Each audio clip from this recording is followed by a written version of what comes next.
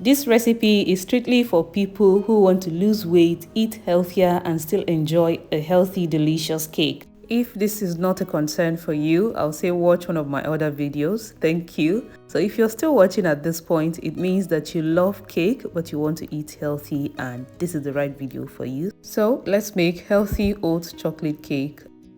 For this recipe, you're going to need 2 cups of oat flour. You can blend your oats that you have at home.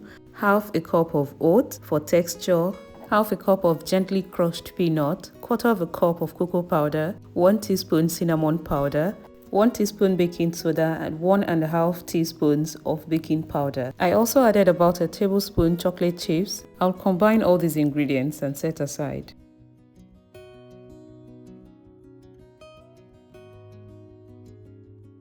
In another bowl, I'll add 6 small-sized bananas and mash them up. At this point, it will be good to preheat the oven because the cake will soon be ready for the oven.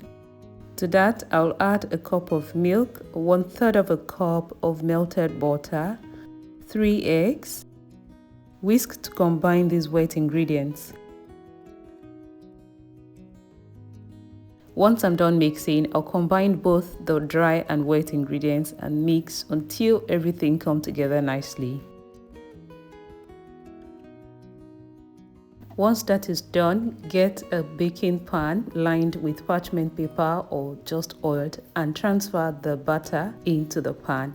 Gently tap to remove air pockets and bake in the oven at 170 degrees for 30 to 40 minutes. And 35 minutes later, this is what I have. Super delicious cake with no sugar, no form of sweetener. It is mildly sweet from the addition of banana, chocolatey, nutty, and I love it. This is super healthy, very filling. I had a slice in the morning and till 4 p.m. I was still feeling good. You definitely should try this recipe if you want something really nice for you and you're looking to lose weight or eat healthier.